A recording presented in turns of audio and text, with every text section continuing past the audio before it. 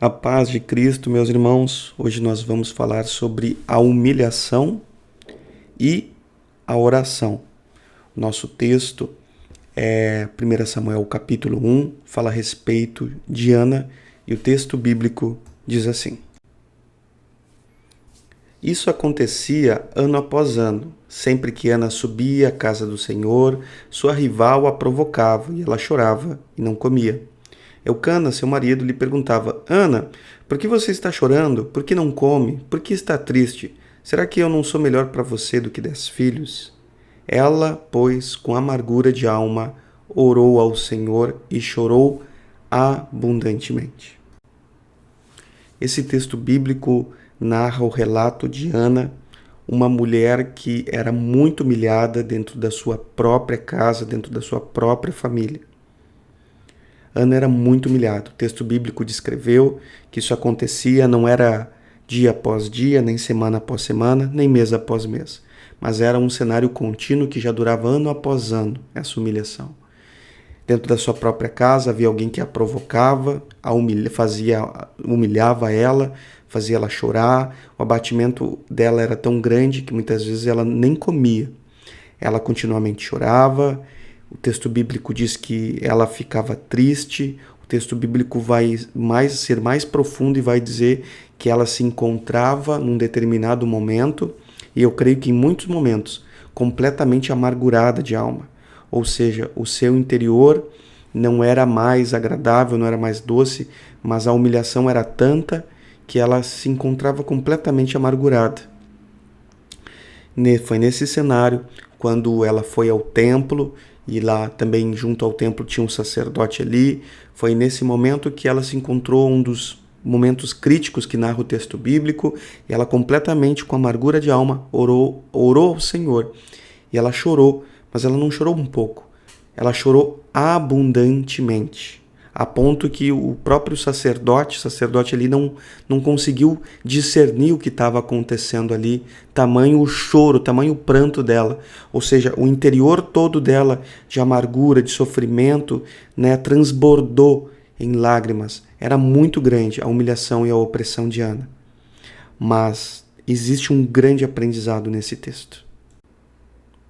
E o grande aprendizado a respeito de toda a Bíblia, quando nós vemos pessoas humilhadas, completamente humilhadas, exaustas, cansadas, que se sentem que estão no fim, que não conseguem mais. Quando nós vemos um clamor sincero ao Senhor, nós vemos que Deus interviu muitas vezes em pessoas diferentes, em ações diferentes, circunstâncias diferentes, fazendo obras gloriosas, extraordinárias. Obras que engrandeceram profundamente o nome de Deus, o nome de Jesus, pelo tamanho da intervenção. E foi o que aconteceu com Ana. Ana chorou, se amargurou, sofreu, mas ela não desistiu do Senhor. Ela adorava o Senhor, ela amava o Senhor. Ela tinha temor a Deus. E num determinado momento, por meio do sacerdote ali, Deus liberou uma palavra que ela teria um filho. Esse filho chama-se Samuel. Alguém que foi muito grande diante dos olhos de Deus, que foi sacerdote e juiz em Israel, um homem grande aos olhos do Senhor, um homem que fazia 2 grandes ofícios diante de Deus. Um só ofício já seria extraordinário, mas ele era sacerdote e juiz. Então é algo muito grande o ministério de Samuel. E Samuel, o seu filho, que foi consagrado a Deus, ele nasceu em resposta de uma grande humilhação. Então eu aprendo já agora, eu aprendo nesse momento. E ao longo de todo o texto bíblico há uma concordância nesse sentido, que muita humilhação muitas vezes pode produzir uma grande intervenção, pode reproduzir uma obra extraordinária de Deus. Uma obra extraordinária de Deus pode nascer no meio de um cenário de muita humilhação. Eu quero ainda ler 2 textos com vocês. 1 Samuel capítulo 2 vai dizer assim: O Senhor foi bondoso com Ana, e ela engravidou e deu à luz a 3 filhos e 2 filhas. Enquanto isso, o menino Samuel crescia na presença do Senhor. Há um texto lá no Novo Testamento que eu preciso ler com vocês, que diz, Efésios capítulo 3 diz: Ora, aquele que é poderoso para fazer tudo mais abundantemente daquilo que pedimos ou pensamos, segundo o poder que em nós opera.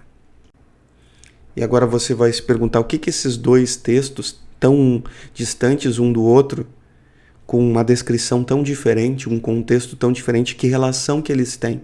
Eles estão totalmente interligados.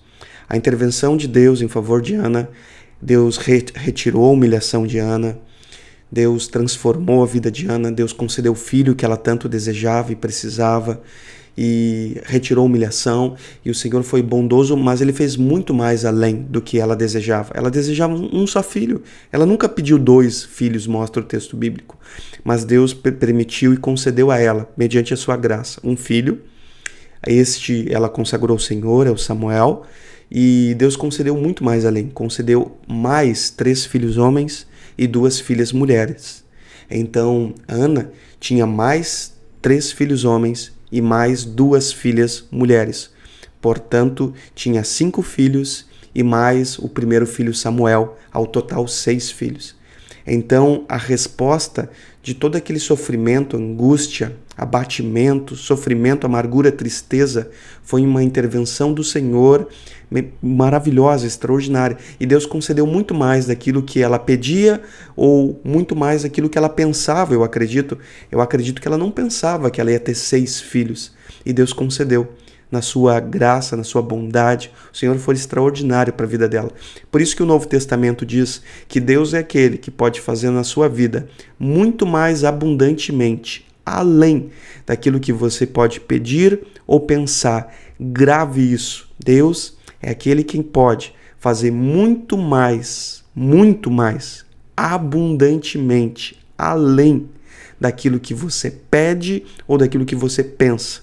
E repito, se você está passando por humilhação e opressão, talvez no meio dessa circunstância toda, Deus possa criar um ambiente extraordinário para realizar um grande milagre e uma grande intervenção.